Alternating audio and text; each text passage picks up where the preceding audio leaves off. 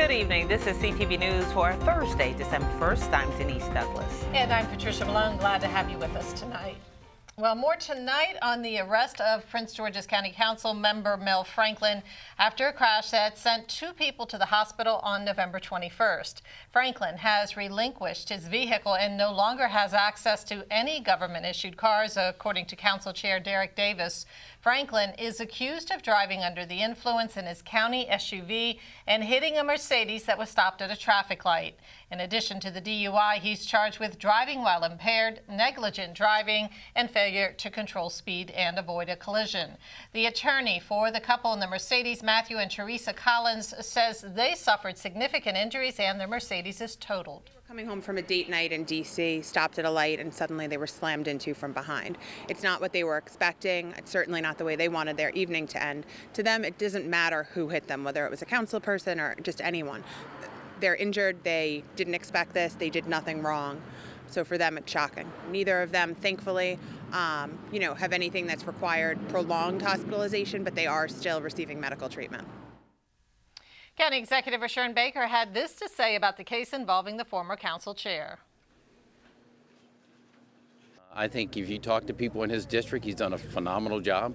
I worked with him when he was chair, and he has a bright future. I mean, this is a blip. He and his family are hurting right now. The families that were in the accident are hurting, and so what we have to do as a community is one, understand and pray for the folks, but the other is then once all that clears out, is see if in fact we need to change the policies that we have. Murphy, a former county prosecutor, says it's very likely that someone from outside Prince George's will be brought in to try the criminal case against Franklin. An attorney himself, Franklin represents District 9 and is chairman of the Public Safety and Fiscal Management Committee. A legislative task force is set to vote later this month on juvenile justice reform. The group, which has met several times this year, is crafting guidelines regarding if or when juvenile offenders should be strip searched or shackled. Task force chair Senator Anthony Muse says reforms are needed. I just do not believe that we should be traumatizing just every kid. You know, we use an example. A kid comes in who's been sexually abused, and they come in because they ran away. Now we have them. Do you really have to, at will, strip search that kid no matter what? And we're trying to put some guidelines in so we can be clear that we are also advocates for children as well. When it comes to mechanical restraints, judges have said they don't want these kids before them 13, 14, and 15 years old. And so we're trying to determine who are violent offenders, who are not, so that it's just not a blanket approach across the board. The group is expected to issue a final report to the governor by year's end. In Maryland, more than 500 people die on average each year in traffic crashes. Thousands of emergency responders on the scene risk their lives every day to save those that are involved in accidents. But who is looking out for them? CTV's Janine Samuels has that answer. Other motorists are supposed to be on the lookout, and the move over law is in place to enforce it. The law requires drivers approaching a police vehicle, tow truck, or fire rescue unit on the side of the road with its lights activated to move to an unoccupied lane or slow down. However, the law seems to be ignored or unknown by most drivers. Are you aware of the move over law? No. No. No. Movement law? No, I haven't heard of it. Can you tell me what it's about? Now, the move over law is nothing new. It's actually been in existence in the state of Maryland since 2010.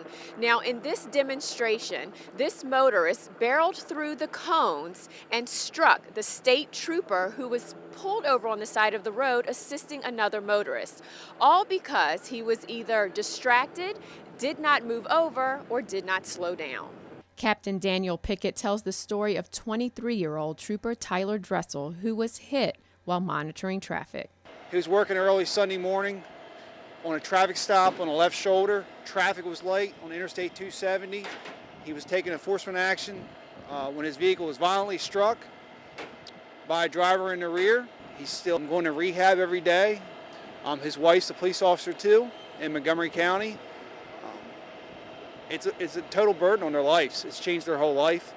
This incident marked the second trooper struck in November and the 15th hit this year while patrolling the Capitol Beltway, almost double from 2015. We've had far too many police officers, first responders that have been seriously injured or killed at accident scenes by people not paying attention, drive through the cones or drive through the barriers and run through the scene or hit to the scene.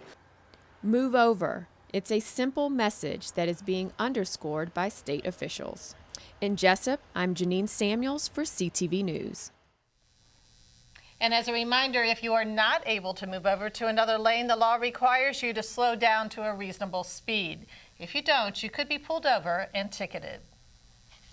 Imagine waking up to see your car spray painted in an apparent hate incident. Police in Montgomery County are investigating a possible vandalism incident after 3 cars in a family's driveway were spray painted with swastikas and derogatory words. One of the photos released by police shows the word Trump spray painted on one of the cars with something blurred out underneath the image. Officials say the homeowner's political beliefs likely contributed to the vandalism. A Prince George's police officer has been indicted for second-degree assault and misconduct in office. The charges against Officer Juan Hernandez stem from an incident that occurred during a suspect chase last summer. Responding to a report of an armed person on June 13th, Hernandez reportedly pursued in his cruiser while a second officer gave chase on foot. Prosecutors say during the pursuit, Hernandez unlawfully struck the suspect with his cruiser. The suspect was not seriously injured and no weapon was found. And you are watching CTV News. I'm Patricia Vallone. And I'm Denise Douglas. Up